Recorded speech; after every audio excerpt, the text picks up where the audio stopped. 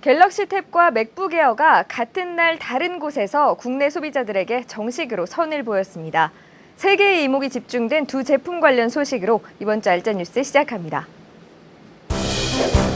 삼성전자가 지난 4일 미디어데이 행사를 열고 태블릿 PC 갤럭시 탭을 국내에 정식 공개했습니다. 안드로이드 운영체제를 탑재한 갤럭시 탭은 7인치 WSVGA급 고해상도 화면에 두께는 11.98mm, 무게는 386g입니다. 또 전후면 카메라와 각종 애플리케이션 구동, 3G와 와이파이, 블루투스 등 다양한 기능을 탑재했습니다. 신문과 도서 등을 리더스 허브를 통해 찾아볼 수 있으며 아이나비 3D 내비게이션과 차량용 블랙박스 등으로도 사용이 가능합니다. SK텔레콤을 통해 출시됩니다. 애플도 갤럭시 탭 공개일과 같은 날인 4일 기자 간담회를 열고 맥북 에어를 국내에 선보였습니다. 클라우딩 환경 활용과 하드디스크 드라이브 대신 솔리드 스테이트 드라이브, 즉 SSD를 사용한 점 등이 대표적인 특징으로 꼽히는 맥북 에어는 전자파 인증과 한글 지원 등 국내 출시를 위한 절차를 이미 마쳤으며 이번 달 내로 정식 판매를 시작합니다. 기자 간담회에서는 페이스타임과 아이무비 등 맥북 에어의 다양한 기능들을 시연했습니다. 제4 이동통신 사업 신청을 했던 한국모바일인터넷 KMI가 선정 기준에 미달돼 결국 심사에서 탈락했습니다. 허가 대상 법인 선정 기준인 70점 중 재정과 기술적 능력이 부족한 것이 탈락 이유라고 방송통신위원회는 밝혔습니다. 삼성전자가 지난 3분기 글로벌 D램 시장에서 지난 분기보다 6.1%포인트 증가한 40.4%의 시장 점유율을 기록하며 세계 1위를 지켰다고 D램 익스체인지는 전했습니다. 같은 기간 D램 매출 증가폭도 전분기 대비 약 22% 증가한 43억 5,300만 달러로 나타났습니다. 구글이 이달 말 안드로이드 2.2 프로유 버전의 후속 운영체제인 진저브레드를 발표하고 삼성전자와 함께 넥서스2를 제작해 공개할 것으로 알려졌습니다. 넥서스1의 후속 모델인 이번 제품은 안드로이드 폰을 제작하는 HTC 등 타 회사들의 기준을 제시하기 위한 것으로 업계는 내다보고 있습니다. 휴대폰 해외 로밍 요금의 문제점이 또다시 제기되고 있습니다. 의학 박사 홍익걸 씨가 미국 여행 중 로밍 요금이 126만 원이 나왔다며 트위터를 통해 밝힌 건데요. 100만 원이 넘도록 알림 문자 한 통 없었다며 불만을 표시했습니다. SK텔레콤 관계자는 이에 대해 특히 미국에서 로밍 시 전화를 받게 될 경우 벨소리가 울린 시간까지 요금에 포함된다고 밝혀 네티즌들 사이에 논란이 일고 있습니다. 인텔이 처음으로 다른 회사의 칩을 제조합니다. 인텔은 내년부터 미국 실리콘밸리의 아크로닉스 세미컨덕터의 칩을 제조할 예정이며 아크로닉스는 데이터 암호화 등에 특화된 칩을 디자인하는 회사로 알려졌습니다. NHN 한게임이 앞으로 3년간 스마트폰 게임 사업에 총 1,000억 원을 투자할 계획이라고 밝혔습니다. 투자금은 스마트폰 게임 개발사 인수와 운영 등에 쓰이며 이를 통해 약 30여 종의 게임을 무료로 서비스할 계획이라고 전했습니다. 정욱 대표 대행은 또 내년 초쯤에는 국내 앱스토어에도 게임 카테고리가 열릴 것으로 예상한다고 말했습니다. 윈도우와 맥 운영체제를 모두 감염시킬 수 있는 악성 코드가 발견됐다고 국내외 보안업체들은 전했습니다. 페이스북 메시지에 단축 URL을 통해 유포되기 시작했으며 실행 시 다른 악성 코드들을 다운로드해 작동시키는 기능도 포함됐습니다. 파일 공유 사이트에서 무료로 배포하는 다운로드 쿠폰을 사용할 때는 특별히 주의를 기울여야 한다는 소식입니다. 다운로드 프로그램 실행 시 파일 공유 업체에서 이용자의 개인 PC 자원을 활용해 파일을 전송하기 때문에 모르는 사이에 컴퓨터에 무리가 갈 수 있습니다. 또 이런 방식이 약관 등에 정확히 고지가 되지 않기도 해 문제가 되고 있습니다. 문화체육관광부는 불법 복제물을 웹하드 등 3개의 온라인 서비스를 통해 유통시킨 11개 계정에 대해 계정 정지 명령을 내렸다고 밝혔습니다. 지난해 7월 저작권법 개정 이후 계정 정지 행정처분을 내리기는 처음이며 3차례의 위반 경고 후 내린 결정이라고도 덧붙였습니다. 올해 들어 소니 컴퓨터 엔터테인먼트와 마이크로소프트 등 콘솔 게임 업체들은 3D 게임 출시에 박차를 가하고 있는 분위기입니다.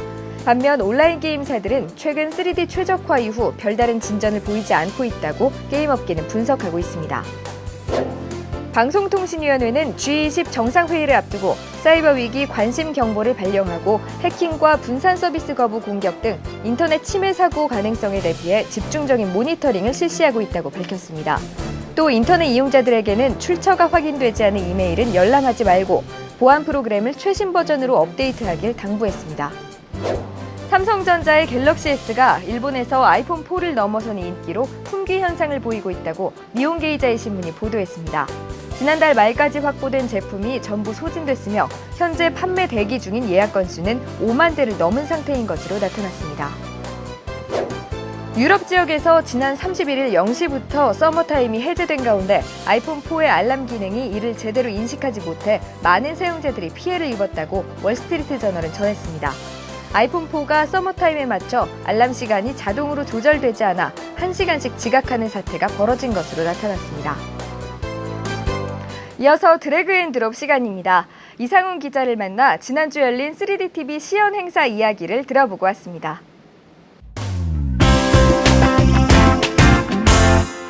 안녕하세요. 안녕하세요. 지난 주말에 다나와 미디어이 주최의 3DTV 관련 행사가 있었죠? 네. 직접 진행을 하셨다고 하던데 어떤 행사였나요?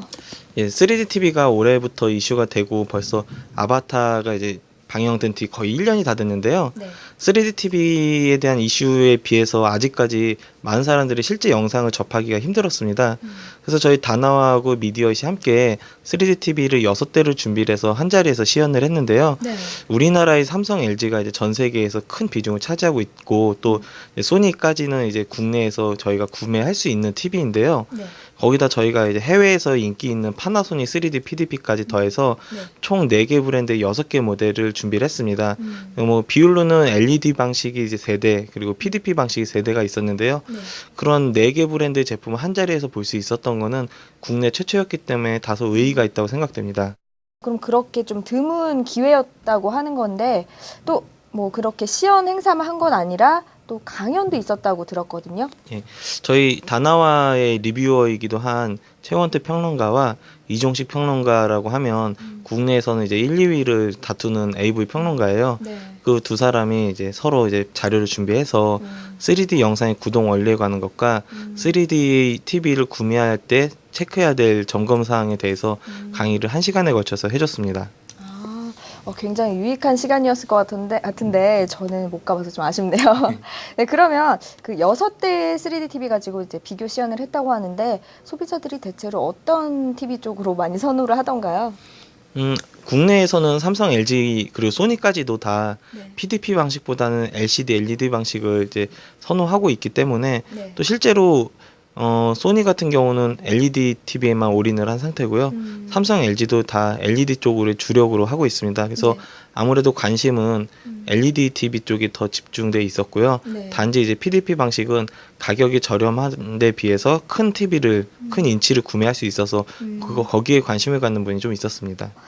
이번 행사 좀 생각보다 크게 개최가 네. 된 것 같은데 참가자들의 전체적인 반응은 어땠는지 나중에 조사도 하셨을 거 아니에요? 그런 예. 반응들은 어땠나요? 저희가 설문지를 이제 참석자들에게 나눠주고 네. 설문 조사를 했는데요. 이제 6대의 TV에 대해서 순위를 매기는 게 그 짧은 시간에 잠깐 보고 이제 올바른 3D TV의 화질이라든지 기능을 제대로 다 보기 힘들었을 겁니다. 네. 물론 약간 이제 행사상의 미흡한 점도 있었지만 국내 이제 S사, L사 제품에 대한 반응이 전체적으로 좋았고요. 그리고 이제 조사 결과에 따르면 3D TV를 구매할 의사가 있다라고 얘기하신 분들이 네. 90%가 넘었습니다. 그리고 이제 어떠한 점이 이제 가장 마음에 들었냐, 그리고 어떠한 점을 구매할 때 가장 중점적으로 고려하겠냐라고 물어봤더니 네.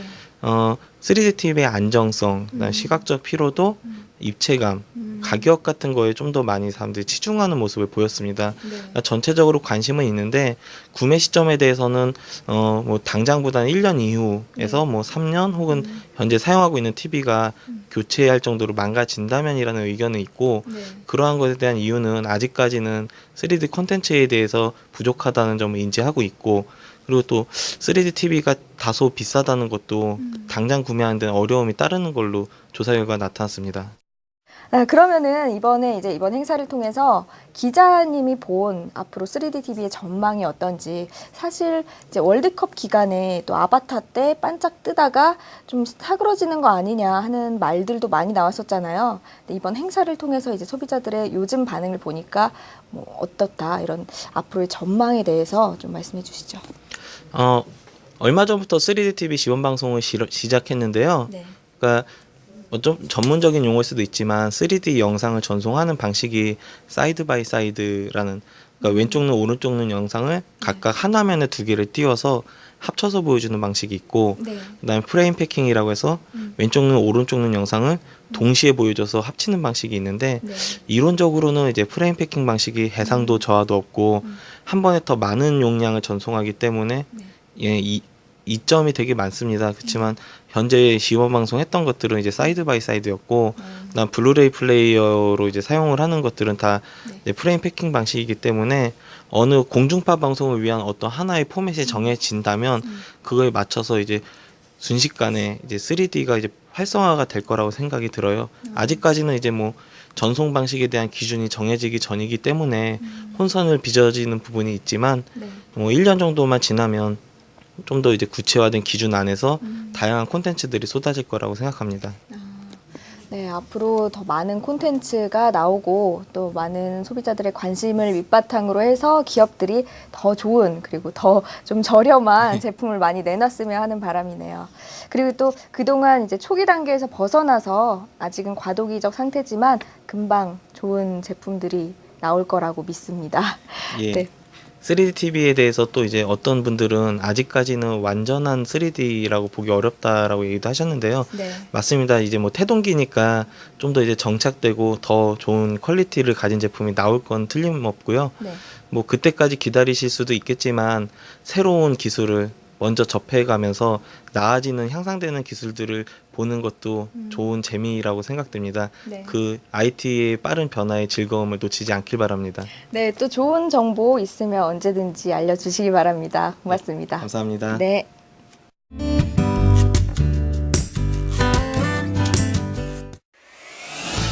에이서가 29만 원대 넷북 아스파이어 1 D532H를 선보였습니다.